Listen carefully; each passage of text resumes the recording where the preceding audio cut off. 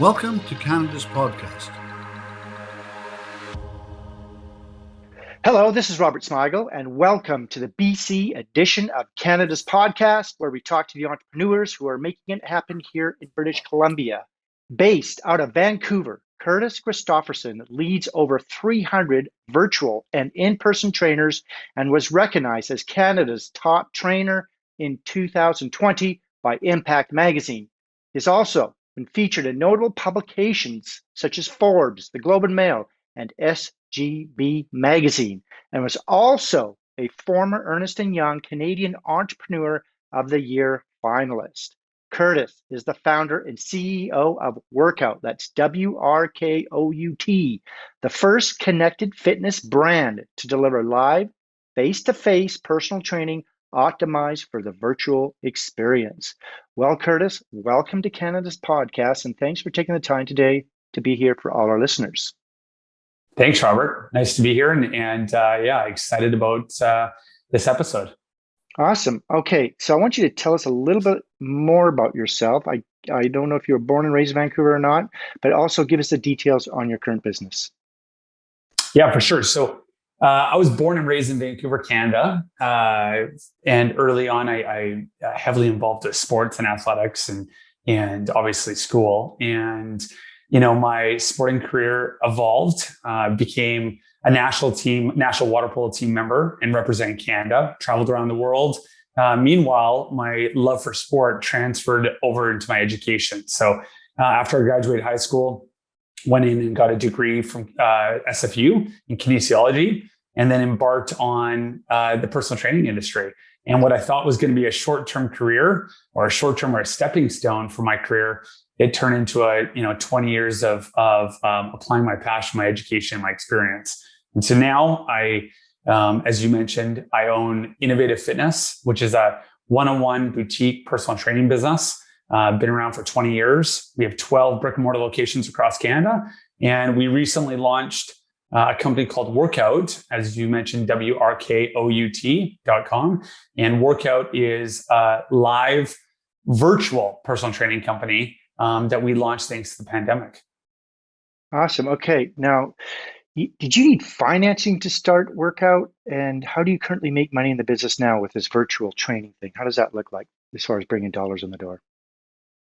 Yeah, so early on in 2020, when the pandemic hit, we saw an opportunity to pivot our brick and mortar business and deliver the same high quality, high end services online. And what we didn't realize is that the uptick, the interest, and the feedback was so great that we decided there was an opportunity to bridge it off and create a whole new opportunity and whole new business called Workout. And from that point onwards, it was self-funded for about 12 months. And then we realized for the opportunity, being in tech, that we were going to raise money. And so we've done a seed round. We've raised over $3 million US, and we're off to the races. So that business now is self-sustaining. We will do future raises from a finance perspective, but we generate revenue through consumers that want to connect with a high-end vetted personal trainer or virtual trainer anywhere, anytime in the world online.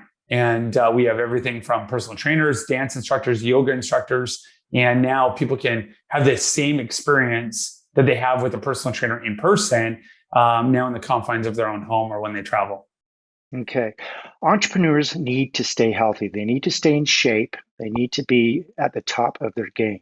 I want you to give me a key piece of knowledge or information about your industry that our listeners can learn from that they may not know about. This could be some tips on physical fitness, some things that you can provide to entrepreneurs that might be thinking myself, I need to get in shape. What would be some things that you could offer to them?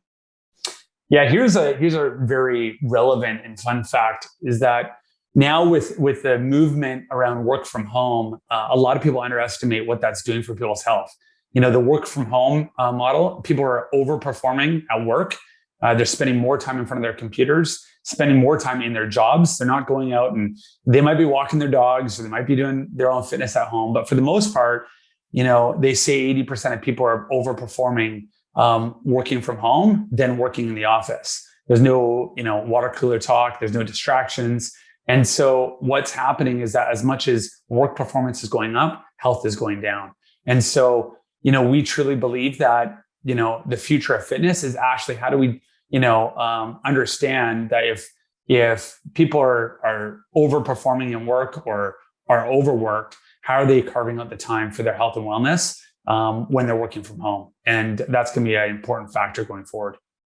Yeah, so I think one of the things is that you do the virtual training. That's something that a lot of entrepreneurs could consider. But if there was something that you could say, real quickly, what is some three things that someone could do to kind of build a routine? Because I think what's happening to a lot of people is that I don't have time for it. I simply don't have time to have a rig. Because let's face it, you just can't go into a gym for an hour a month and say I'm good, I'm done, right? Like a lot of people do. It's a regiment. It's a discipline. So what is something that a person that is looking to go down that road, what would you say to them? Yeah, so I think there's some fundamentals that people have to consider. Number one, set goals in your physical health and wellness, just like you set goals in other aspects of your life, such as business. That's number one. Number two, there should be no excuse. There's never a good time. You're always going to run out of time. So you got to prioritize that just as much as you prioritize other meetings or other commitments such as family. Number three, get up early. Do it before. I always say that there's less traffic on both ends, early in the morning or late at night. If you're one that procrastinates or puts it off or doesn't prioritize your health, do it first thing before there's a lot of distractions happening, whether it's emails or phone calls or, other meetings, get it done before all of that. If you think that you're having trouble getting it done at 2, 3, 4 o'clock during the day, it's never going to happen. So I would do that, get it done early in the morning and make sure that you are committing to a certain period of time. It takes 90 days to see the benefits of a strong health and wellness program. So don't think that it's going to happen overnight. It never does. There's no magic pill. There's not a one-hit wonder. Make sure that you're committed for the long haul because it's going to take 90 days to establish not only habits, behaviors, but also see the results from a strong wellness program. It's almost a lifestyle, isn't it? I mean, you have to really incorporate it into, you're talking about 90 days, but I think after the 90 days, you got to keep going, right? And you've got to do it consistently and not take a year off or whatever that looks like. For sure. You got to embark on this. It's, we're not getting any younger. Everybody is getting older. And if you want to live longer or perform better at your work, you got to embrace this as part of your lifestyle. And if you think it's just a, punch in, punch out, or subscribe to this 90-day plan, that's where you're going to fail to begin with, because that's where, the ebbs and flows of your weight or your overall wellness, we see it time and time again. People lose the weight, then they get complacent, then they stop the program. And then, a year later, they're back to square one. So, if you embrace it, just like you do with your nutrition, that it is part of your lifestyle and it's part of a, regular commitment. Just like, when you become a family member or a dad or a mom, that's a commitment that you have. And when you embrace that as a lifestyle, then, there's nothing better. Okay. What is the long-term vision and what will your company look like in the future? Do you see the company expanding into other areas and where beyond Vancouver, BC, or even Canada? Yeah, that's a great question. The landscape of fitness has changed dramatically since the pandemic. I would say that it's one of the industries that you're probably the most complacent and the least progressive out of everything. And so I think the future of fitness, not just our company, but the future of fitness is, a combination of the digital strategy and the in-person strategy. I don't think in-person is going away.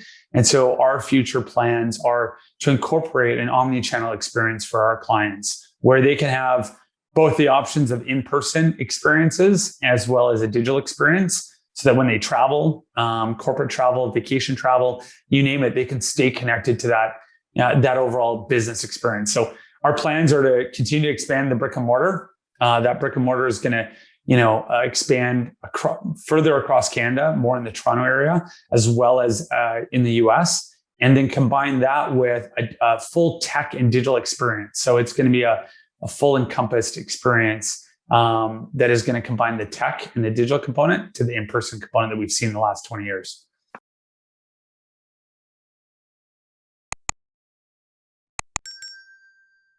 Okay, let's talk a little bit about doing business in British Columbia, Canada. What are the biggest benefits for you in being an entrepreneur here in Vancouver, BC? I want you to give us some of the good points about starting a company here, but I also want you to give us some of the tough things or challenges for listeners so they can keep an eye out for them. Yeah, I think from British Columbia, I think there's a lot of value and benefits opening a business or starting a business in this province. I think it's a very progressive province from culture. You look at some of the great examples that have come out of BC, and particularly Vancouver, whether it's the Lululemons of the world, Sugoi, that's a company, let alone the Aritzia's reigning champ, or some tech companies like Hootsuite and Thinkific. We're a very culture-oriented business. I mean, some in the East might think that we're yogis and we like to get on our paddle boards, but there's a level of culture that is created amongst and a lifestyle that's created in companies in Vancouver and in British Columbia. So I think that's one of the benefits for sure, that I definitely pride myself that our company and the culture that's been created is thanks to the environment that we've essentially grown our company in. So. Okay, some of the challenges you've had, what do those look like? Yeah, some of the biggest challenges that we've seen in doing business out of BC, and particularly out of Vancouver, is the cost of living. The cost of living, we know that Vancouver is recognized as one of the top cities in the world, and the cost of living is drastically increased, and therefore it's not affordable to live. And so when you have an in-person business that you can't work remotely necessarily, it's a very difficult city to do business in because the cost of living is high. And finding great employees that are range from 20 to 25 years old or 30 years old, they just can't afford to live here. So that's probably been one of the biggest challenges that we've had, doing business in BC. Okay, we have a lot of immigration in Canada now, so I want you to answer this question on their behalf. If you were to start all over again and you just moved here to Vancouver, BC, but this time you don't know anyone, knowing what you know now, what would you do and how would you go about starting all over again as an entrepreneur? Yeah, that's a big loaded question. Just a short answer. You can just keep it. Yeah, some of the things you would do, like networking. Would you get out there more? Yeah, for sure. Networking was going to be my answer. I mean, the reality is that nothing bad comes from knowing a lot of people. I think the stronger you are at creating community, creating connections, and networking, I think can benefit you. As long as you have great intentions, getting to know a lot of people, I think can open up a lot of doors. Okay. Let's talk about your morning routine. What does the first hour look like for you when you get up in the morning? Do you have a specific routine or a ritual that helps you get motivated to start your day? Yeah, for sure I do. So when I wake up in the morning, first thing I do is have 2 glasses of cold water. I tend to obviously hop in the shower, have a cold shower, kind of reset the nervous system. Always have a coffee. I'm a coffee fanatic. I love a nice, good cup of Java. And then I start my day by walking to work and having a list of, creating a list of to-dos for the day. Usually I have a good understanding of what my meeting agenda looks like and everything else that's happening. But I get, set my day up for success by doing that, and then off to the races. Okay, let's talk about how you educate yourself. Entrepreneurs love to read and intake information. What books are you reading now and why, or even audiobooks or podcasts? And can you recommend any books for our listeners who are also entrepreneurs? Yeah, I would say audiobooks and hardcover books are probably my go-to. I have a couple right now. 0 to 1 is a book by Peter Thiel. It's great for people that want to go in and start a business or understand, how to scale a business and all the challenges early on. The Messy Middle, I'm in the middle of reading that. It's funny I say that. I'm in the middle of reading The Messy Middle. And that's a phenomenal book. And I just finished a book called Play Bigger. And all 3 books for entrepreneurs out there, I highly recommend them. Some of the best books I've read to date. Any online or offline tools that you use on a daily basis? Yep. So I do. I have a agenda. I mean, I'm really focused on writing things down. One of the tools that I love actually right now is called the Remarkable. I don't know if you've seen that, but it's a digital notepad. Very easy to write down your thoughts and organize, whether it's meeting notes or anything like that. So I highly recommend using a product of that nature. And I would say it's most of them. Okay. If you weren't doing what you do now, What would you like to do for a profession? Yeah. It was kind of on my dream list. I always wanted to be a sports agent. I thought, how great would it be to organize and represent some of the best athletes in the world, or celebrities. So I probably would want to be a sports agent of anything, and that's not because of Jerry Maguire, but it definitely. When I watched that show, it definitely resonated with me, and I always wanted to be that before I embarked on the training industry. What kind of a job would you not like to do? Could not do it? It's a complete opposite of my wife, being an accountant. Spreadsheets are not my forte. It's not something I love to do. You have to do it in business, but I definitely would not want to be an accountant. In business, what's your favorite word, quote, or sentence that you like to use? Is there something you like to use frequently, like a word or a sentence? Oh, or yeah. quote? Yeah. If more than one person's accountable, nobody's accountable. It's my favorite line. People have to have a good understanding of what their role and responsibilities are. And if more than one person's accountable, nobody's accountable. What's your least favorite word or sentence you do not like to hear? I would say, how about this? Any excuses? I think there's, we own the trademark "no excuse." I mean, at the end of the day, there's always a way to get around anything. So if someone has an excuse, I think there's an answer to everything. Okay. If you had to pick one or two words to describe yourself, what would it be and why? Driven and outgoing. I would say that, I'm definitely an individual that, if I have my heart stuck on something, or my, mind focused on something, I'm going to get it done. And, I've all my life, whether it's sports, athletics, business, you name it, I'm definitely driven in that way. So. Do you think those two traits are helpful in your success? For sure. To your success? Yeah, for sure. Okay, cool. Anything keeping you up at night these days? Business. I mean, it's kept me up for the last 20 years.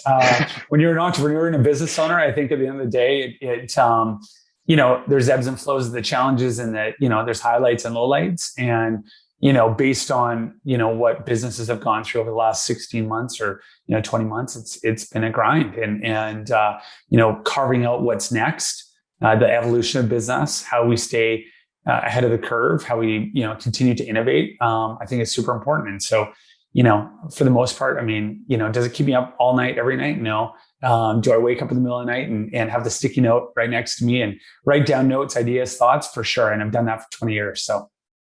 Okay. I want you to give us the top 3 things on your inspired life list. This could be whether you want to do philanthropy, a TEDx talk, write a book, travel more, anything that you want to do beyond work.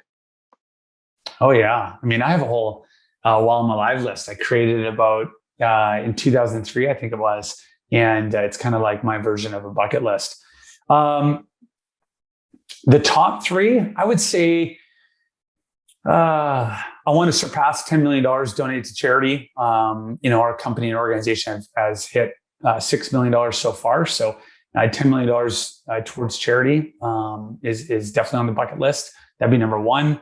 I think I would want to, I've always said that I want to swim the English Channel. That's something that, my family heritage is from England. I was a swimmer. It's on my list to accomplish from an athletic perspective. And I think overall, this is a general term, but leave a legacy for my kids. And that's, not only, their values, but, business. So I can hand over whether it's, business or, guidance, or you name it. My goal is for them to be better, a better person than I am. So. Awesome. Okay. We're going to wrap things up. Do you have any advice that you may receive that you can pass on to entrepreneurs throughout Canada? Yeah. Early on, my dad said it in 2 different ways. Nothing bad comes from hard work. And, if you're the first one in, the last one out, whether it's the office or, at a networking event, or you name it, nothing's bad is going to come from that either. And I think at the end of the day, don't give up. If you're a young entrepreneur and you have a dream and aspirations, find your way, be ready to pivot, be ready to adapt. It's nothing better than you can do. Don't have your heart set on necessarily the path to get there, because you're going to have to pivot and adapt, but don't ever give up on those dreams and ambitions. Awesome. Okay. How can our listeners get hold of you? And is there anything you'd like to add before you leave us today? You know what? Anybody can get a hold of me even directly through my email, Curtis, Curtis, I'll make it easy, innovativefitness.com. That's one of my email addresses. You can find us on both of our websites. So workout.com, workout.com, or innovativefitness.com. Two easy ways to get a hold of us too. And to finish off, really appreciate obviously being on the podcast. And I hope this was helpful for everybody that's listening. Yes, obviously it has been. I think, you had some really good words of advice for how to maintain physical fitness and the commitment and making sure that the discipline's there, and just don't look at it as a 90-day thing. Go beyond that and make it part of a lifestyle. I think that's real important. Healthy leaders perform better. Yeah, that's a good one. Healthy leaders perform better. I like that one. Okay. Well, thank you, Curtis, for coming on the show. I've learned a lot about you, and I'm sure listeners have as well. And to our listeners, thanks for listening to Canada's podcast and listening to Curtis's story. Like, comment, and subscribe to all our channels to get the latest podcasts from entrepreneurs across Canada. And we'll see you next time.